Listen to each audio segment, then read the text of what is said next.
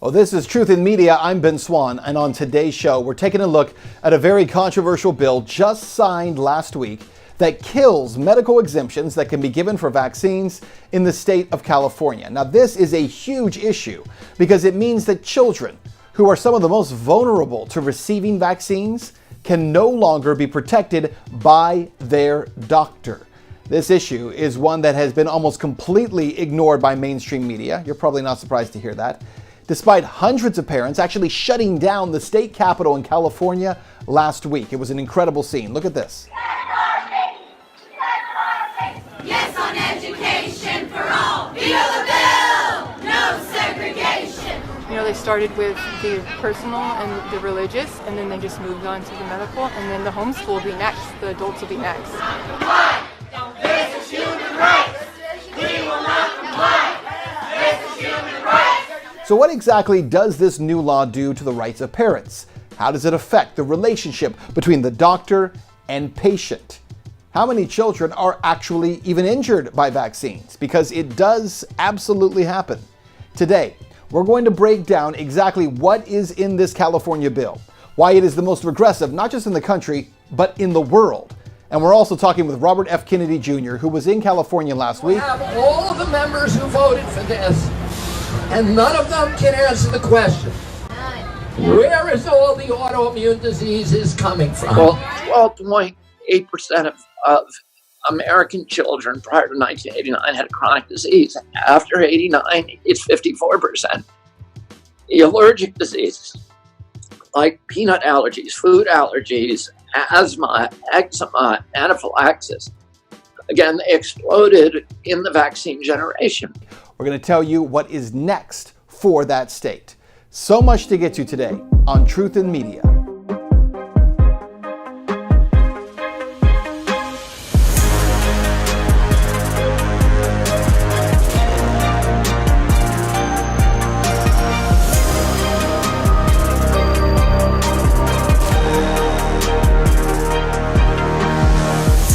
Well, before we go any further, a shout out to our sponsor for this episode, the Holland Center. The Holland Center is a day treatment program and medical clinic for children with autism. Their autism treatment team offers consulting services to families, school districts, and treatment centers across the United States and even abroad. And you can learn more at thehollandcenter.com. So, to today's episode. I want to start by showing you some of the video, because it's pretty incredible here, from California last week, as hundreds of parents crowded into the state capitol in Sacramento, California. These parents were fighting against a bill that dramatically cuts off medical exemptions for vaccines. Take a look. Parents, for many of them, is to occupy the Capitol all week long, all the way through until the governor makes his decision. Many people are speculating on what the governor will do. In California, the law allowed for doctors to issue medical exemptions for vaccines for children who were entering school. Now, school districts require vaccinations for children upon entering school, and until last week, a doctor, and only a doctor, could provide a medical exemption for a child. Lawmakers in California, specifically Senator Richard Pan of Sacramento, claimed that too many exemptions were being given out, and that the doctors giving those exemptions were committing fraud. That's what he claimed. Now, keep in mind, California already had one of the strictest vaccination laws for school children in the entire nation.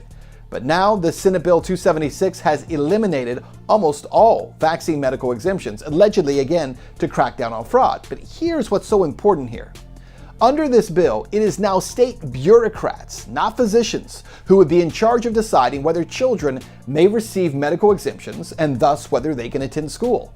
It's important to know that California parents had already lost their ability to refuse vaccination. That happened under SB 277 back in 2015. At that time, California removed personal belief as a reason for an exemption from vaccine requirements for entry into private or public secondary schools in California, as well as daycare centers. Again, that was in 2015.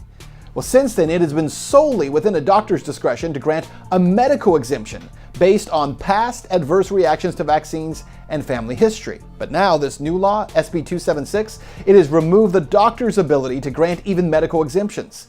Keep in mind, even though politicians and media tell us all the time that vaccines are safe, there are vaccine inserts that manufacturers are required to put with vaccines. It's kind of like the disclaimers at the end of all those big pharma commercials that you see on TV, all the warnings about side effects. Well, with vaccines, the manufacturers themselves report that children have experienced life-threatening reactions such as cardiac arrest, seizures, paralysis, encephalitis, and death, all of which are listed on the inserts. Well, now SB 276 would remove a doctor's ability to grant medical exemptions and instead would vest that authority in a government bureaucrat who's likely not even a physician and who will base his or her decisions solely on the scant CDC guidelines that fail to even count for that potential adverse reaction, which again are on the inserts required by federal law. And of course, the facts are these. Not all, not even most, but many, tens of thousands of American children have been harmed by vaccines. In fact, let's get you caught up on the details of that with this reality check. Well, it is one of the most controversial laws to be signed in quite a while, and yet you probably have heard nothing about it. In the state of California last week, Governor Gavin Newsom signed Senate Bill 276 into law, as hundreds of protesters actually shut down the state capitol in Sacramento.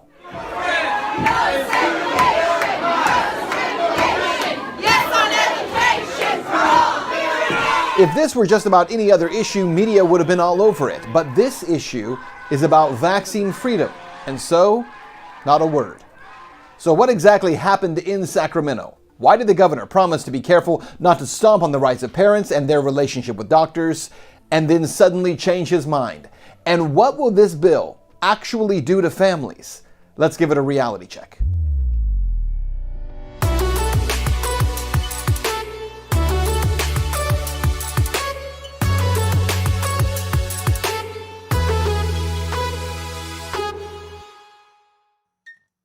Before we get into this episode, we want to give a shout out to our sponsor for this episode, the Holland Center. At the Holland Center's biomedical clinic, they use functional medicine to address the root cause of chronic conditions, rather than prescribing a pill for every ill. The clinic's innovative treatment practice includes hyperbaric oxygen therapy, or HBOT, exercise with oxygen therapy, EWOT, and microcurrent therapy. You can learn more about the Holland Center at hollandcenter.com. Well, it was a wild scene in Sacramento last week as parents actually shut down the state capitol of California for about 2 hours, hoping to block the signing of a bill that effectively ends something known as medical exemptions for vaccines in order to be enrolled in public school.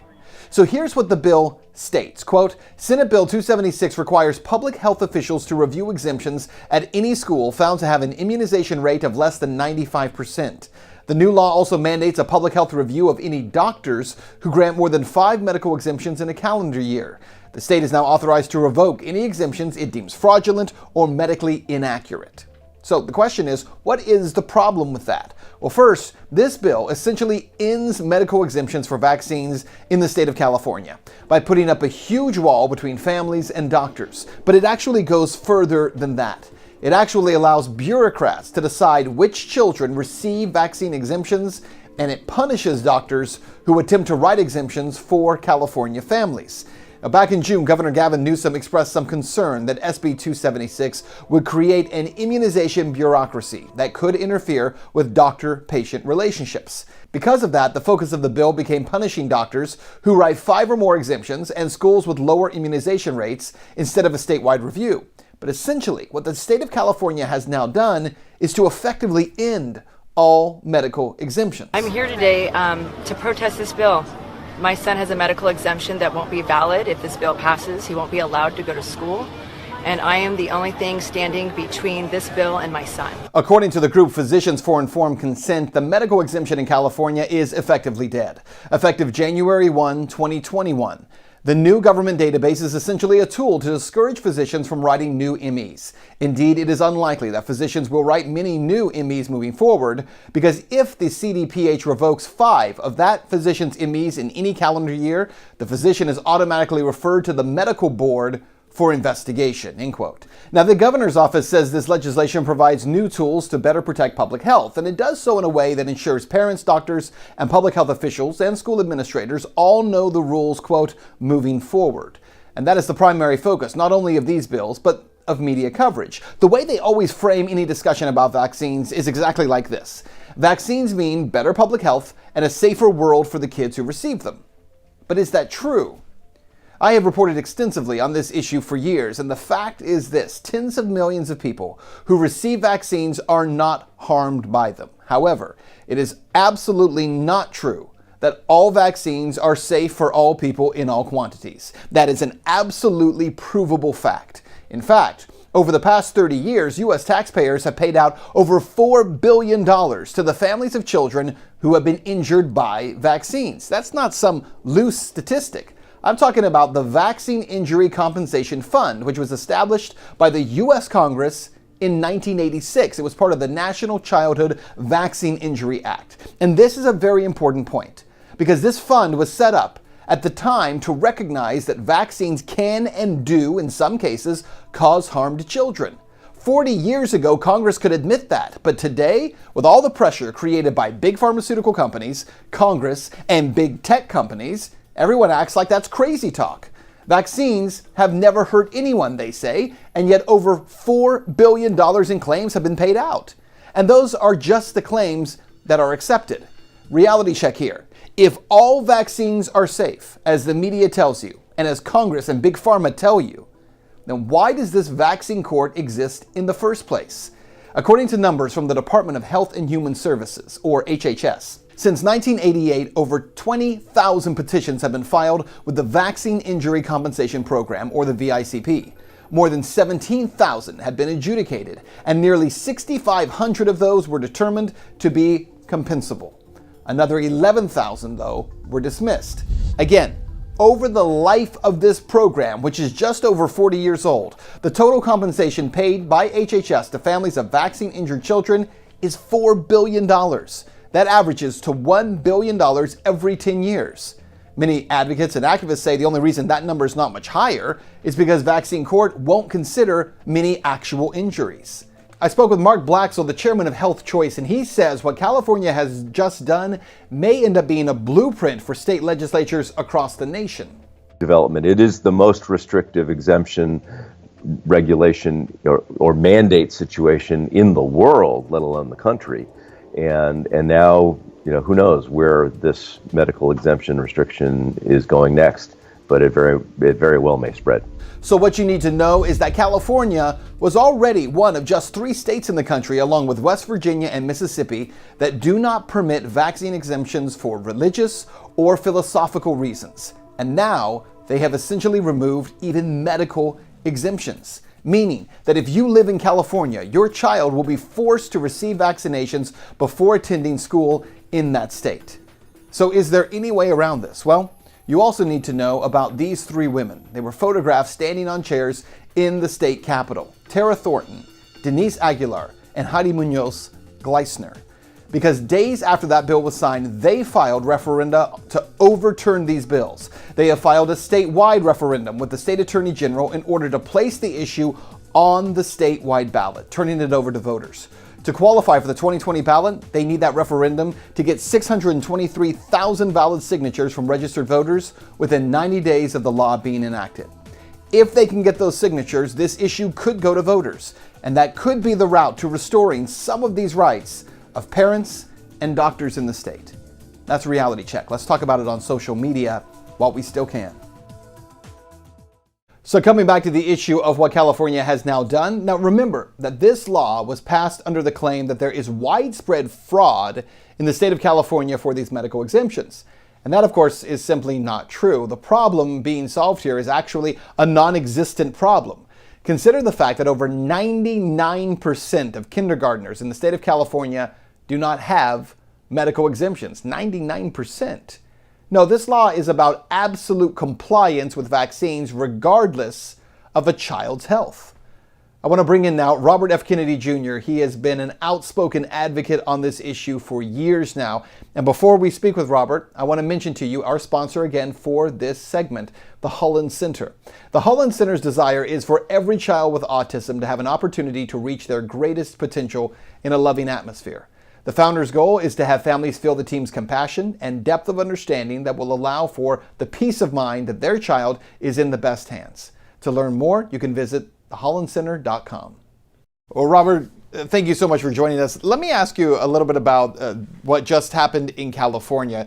You know, we've done a lot of reporting that will be released on this particular subject, but you were outside the State House the day that this was signed by the governor, and you gave a very impassioned speech. And one of the things that you specifically talked about was the magnitude of the vaccine inserts and the effects that they are having on children, as well as all the different conditions that we're seeing this incredible rise and spike in. Can you share some of that with our viewers?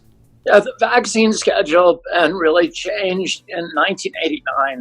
The Vaccine Act, Congress passed the Vaccine Act in 1986, which gave full immunity to the pharmaceutical industry for injuries caused by vaccines, no matter how negligent you are, no matter how toxic the products that you create, no matter how egregious the injury to children. The vaccine company that made that product and committed the negligence cannot be sued.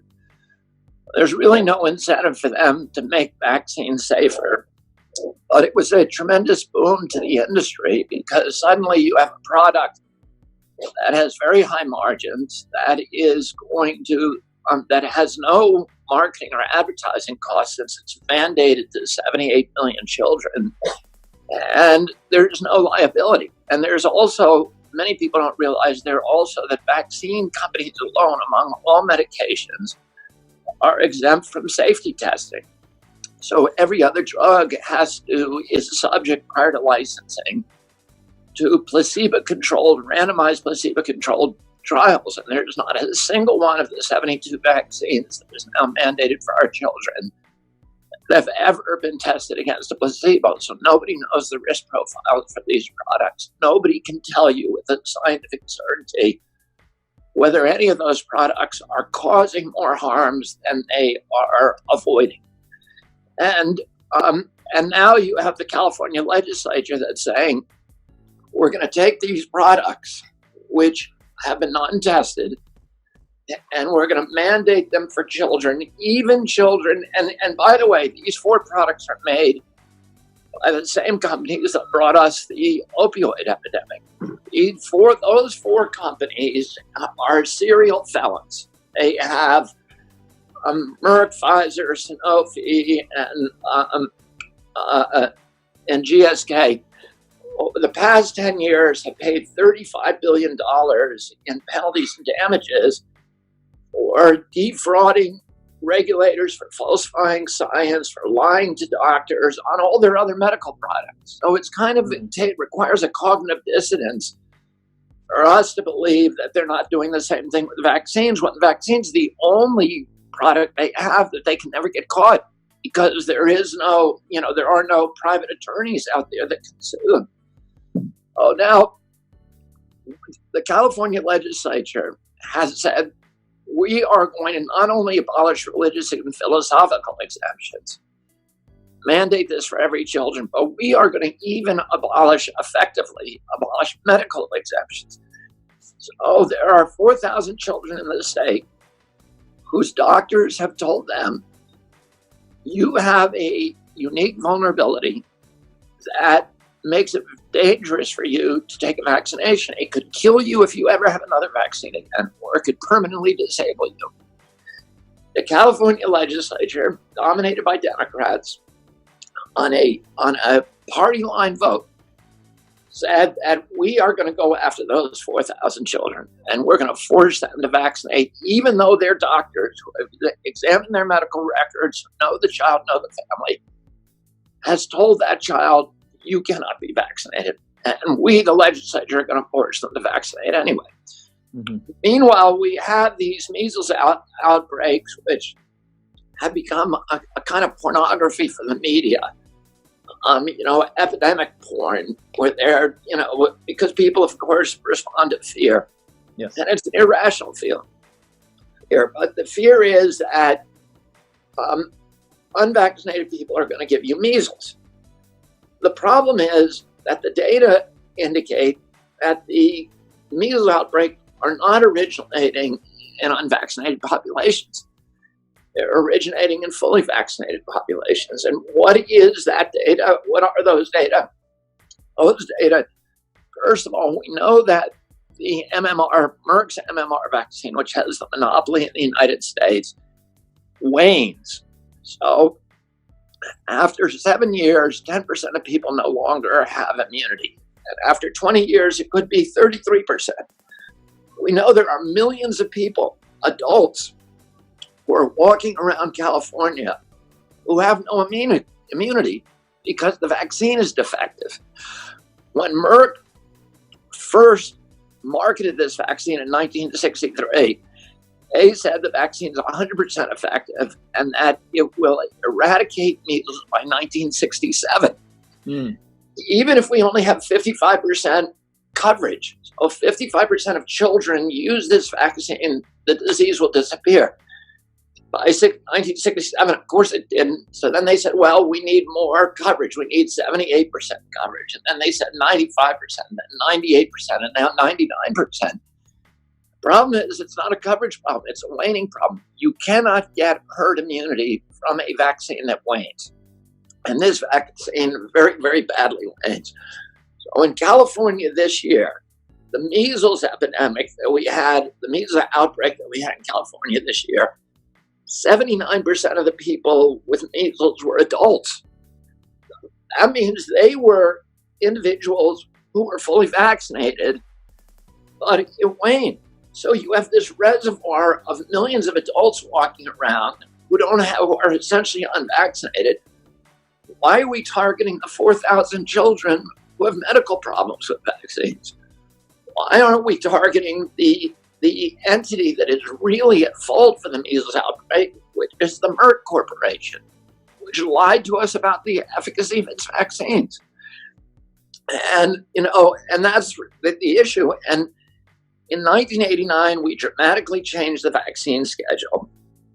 And that is the date when this epidemic of childhood chronic diseases began.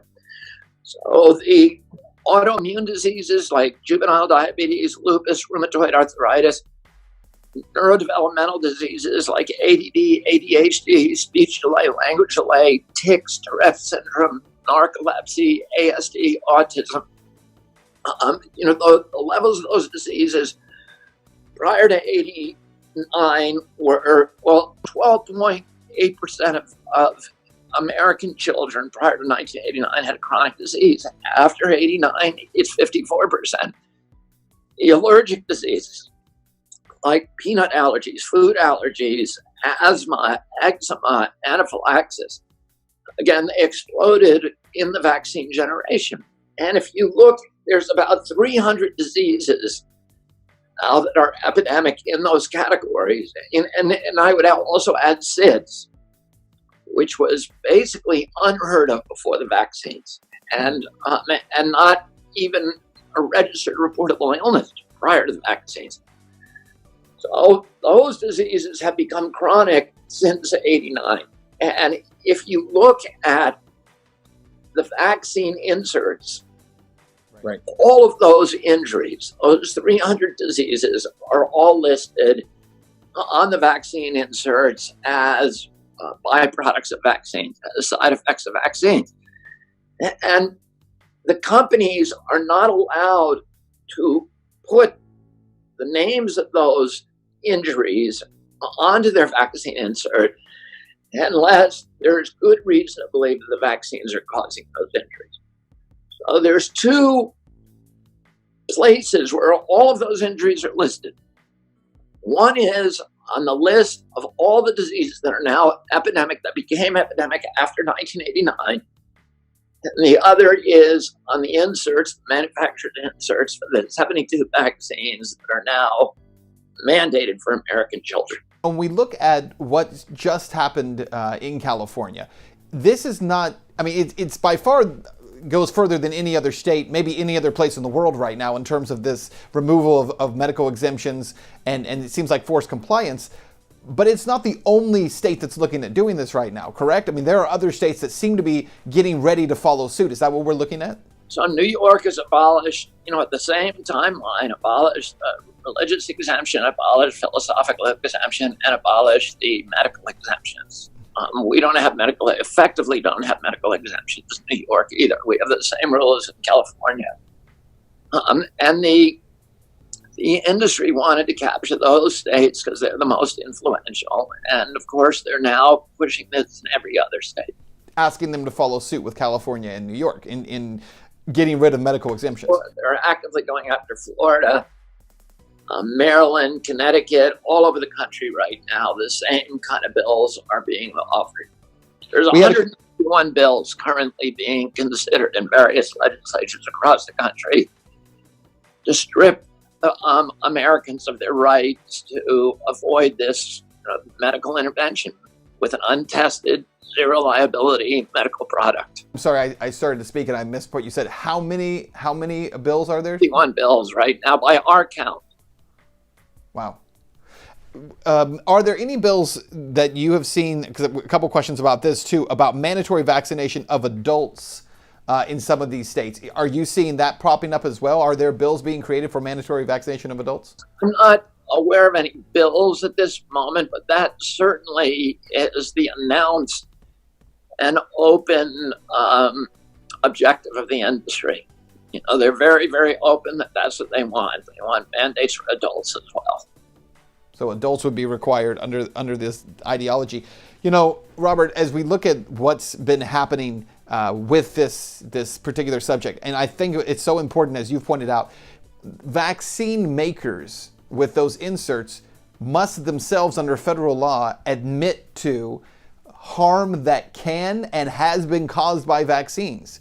We know because of the Vaccine Injury Compensation Program and Vaccine Court, there are tens of thousands of families who have received payment from HHS because of injuries that can and have happened as a result of vaccines.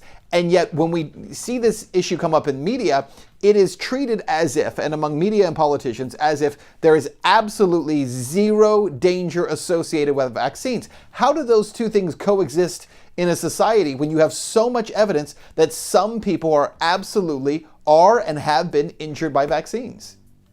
Well, not only that, but there's a lot of HHS studies. There was a 2010 study that HHS commissioned on the vaccine adverse event reporting system, which is the HHS's post-marketing surveillance system. So it's the system that is supposed to look at vaccine injuries after marketing. And the study, which was done by the Agency for Healthcare Research, which is a federal agency in HHS, was an extensive study. It cost millions of dollars, and it took them 3 years to do. Reported two things of significance here. One is that 2.7%, they did actually a machine counting system, and they did a pilot program with the Harvard Pilgrim HMO, where they looked at the records in Harvard Pilgrim and most other HMOs have records of every vaccine that every child has taken down to batch number. And they have medical records of that child, so they know when there's been emergency room visits and when there's been doctor's visits or when there's been insurable events. And they correlate the vaccine administration, and they do a cluster analysis to see which of those events are associated with which vaccines. And what they found doing these very, very accurate machine counting system, it was a pilot program that HHS originally intended to roll out to all of the 10 other big HMOs. They found that the actual rate of vaccine injury per vaccine was 2.7%. So in other words, 1 out of every 40 people were getting injured. And if people knew that, nobody would take a vaccine of any kind. Mm-hmm. As the vaccine, the injury rate is much higher than the injury rate from the disease it's supposed to prevent. So nobody would take it. So HHS shut down that program. But we still have the records of that program and the correspondence between the people who did it, this one federal agency with CDC. They also found that fewer than 1%, and this is a quote, from the study, fewer than 1% of vaccine injuries were actually ever reported. Reason for that, Ben, is that doctors are not taught to recognize vaccine injury.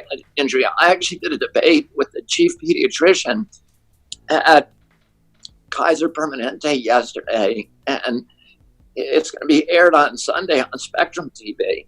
And he said to me during the debate, he said he had been, in answer to a question from the host, he had been a doctor for 30 years and he had never seen a vaccine injury.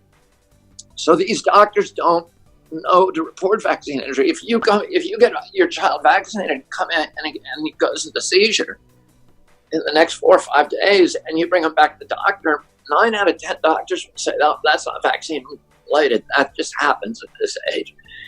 If they give you a vaccine and 3 years later the child is diagnosed with an allergy or an autoimmune condition or autism or ADHD, is that doctor ever going to contact VAERS and say this is a vaccine injury? Of course he's not.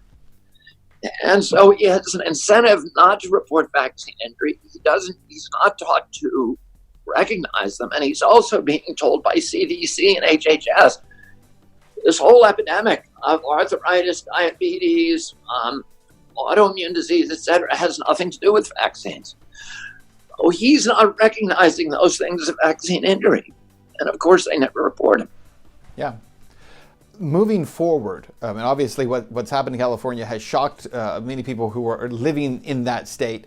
But what is the process forward? When state legislatures are passing these bills, governors are signing them. As you said, California and New York, 2 of the most influential states in the country, have now passed these laws. And other states are expected to follow suit. What is the path of resistance against this? What can people do to be a part of the process to say, let's halt this, or even roll back what's already happened in these 2 states of California and New York?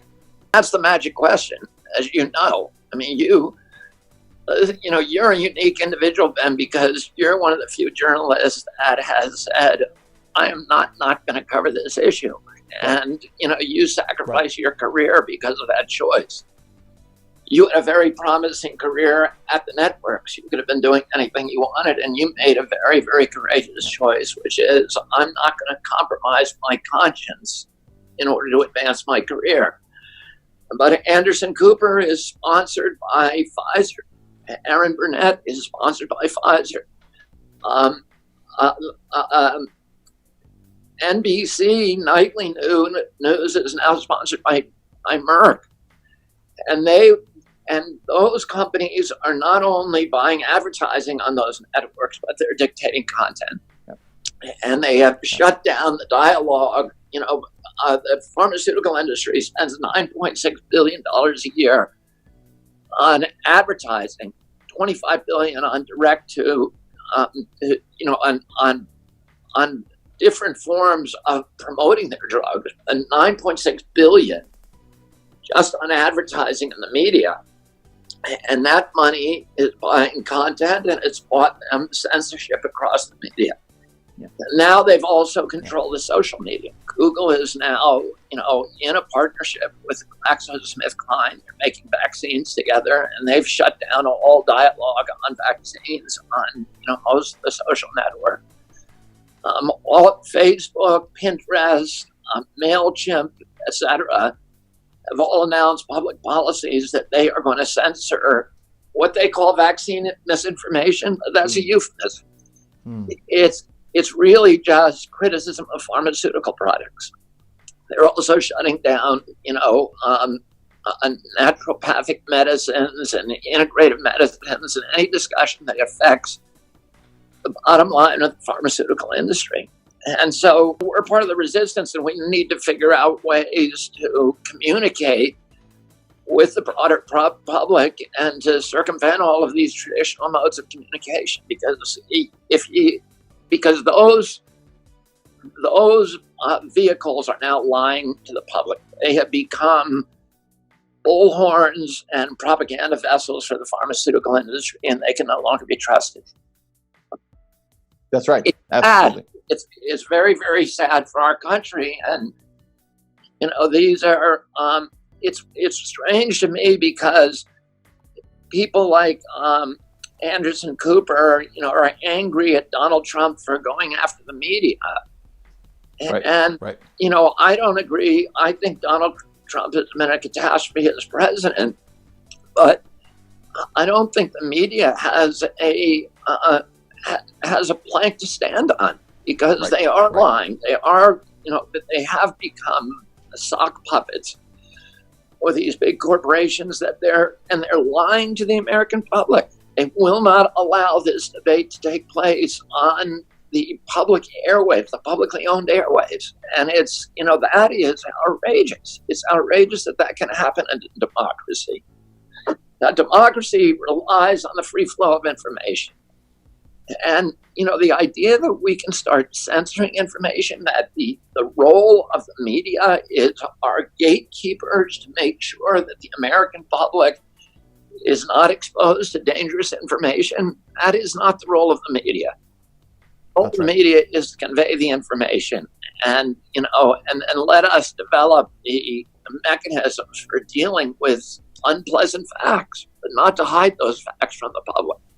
Exactly right. Robert F. Kennedy Jr., an absolute pleasure to speak with you today. I really appreciate your time, your passion, and your willingness to fight on this subject. Thank you. Thank you so much, Ben. And please ask your followers to follow me on Instagram, and I follow you.